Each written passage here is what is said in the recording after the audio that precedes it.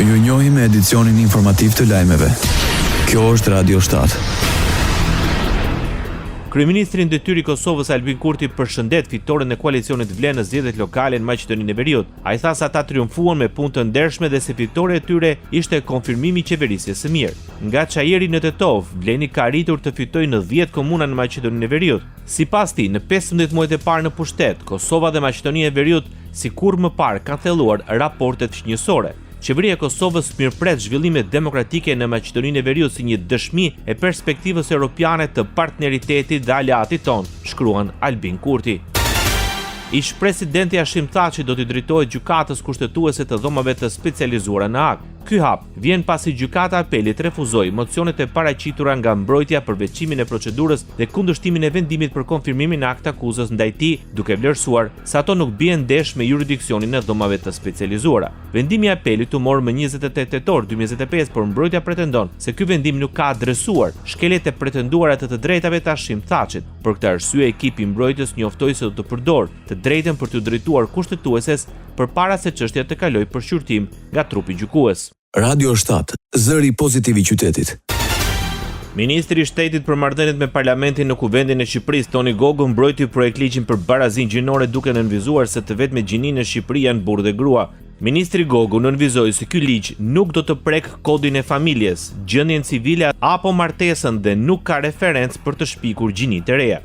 Teksti merret me barazin burr-grua në jetën publike, pagat barabarta për punë të barabarta, shanset barabarta, respekt të barabartë që qartëson zbatimin në sektorin publik dhe privat sipas standardeve të Bashkimit Evropian, deklaroi para deputetëve ministri i Partisë Socialiste. Me projektligjin e propozuar, sipas tij, qeveria po heq dallimet e barikadat e paragjykimeve mes dy gjinive. Ndërkohë, Partia Socialiste njoftoi se ka depozituar 22 amendamente, ku hiqen termat gjithëpërfshirës dhe diversitet gjinor, duke i zëvendësuar me formulime të qarta në vetëm dy gjini. Ky është një nga shqetësimet e ngritur nga koalicioni pro familjes gjatë debateve në komisionet parlamentare. Kundër projektit të propozuar nga shumica në pushtet për barazinë gjinore ishin dhe deputetët e Partisë Demokratike me në krye ish kryeministrin Berisha.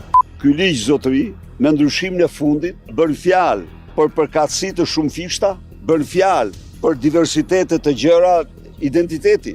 Dhe identiteti me diversitetet të gjëra e kupton vetë që jam burr, s'jam burr, jam grua, s'jam grua, jam edhe burr, edhe grua, edhe burr, edhe grua me radhë. Gjatë vitit 2026, tatimi për rivlerësimin e pronës do të jetë vetëm 5%. Sipas ministrit të Financave, Petrit Male, projekt buxheti 2026 parashikon uljen e tatimit nga rreth 15% që është sot. Rivlerësimin e pasurive të paluajtshme, ku norma e rivlerësimit do të jetë 5% dhe do të zbatohet për gjatë gjithë vitit 2026. Në projekt buxhetin 2026 është parashikuar dhe artimi një paqe fiskale si një reformë që synon të ndërtojë një marrëdhënie të re besimi mes biznesit dhe shtetit. Qeveria shqiptare vendos që përmes shoqërisë Kajo për qenë ajo e vetmja furnizuese me produkte ose shërbime të fushës së sigurisë. Në vendimin e Këshillit të Ministrave thuhet se subjektet e tjera të krijuara prej saj do të realizojnë prodhimin dhe tregtimin e armëve ose të pjesëve të tyre, municioneve, teknologjive, pajisjeve, veshjeve dhe mjete të prodhuara apo të përshtatura në territorin e Republikës së Shqipërisë. Ndër të tjera ajo ofron shërbime për të përdorur nga strukturat e sigurisë, organet e varësisë së strukturave të sigurisë apo shoqërive aksionere shtetërore të krijuara nga këto struktura sigurie. Ndoqët lajmet shkurt në Radio 7, zëri pozitiv i qytetit.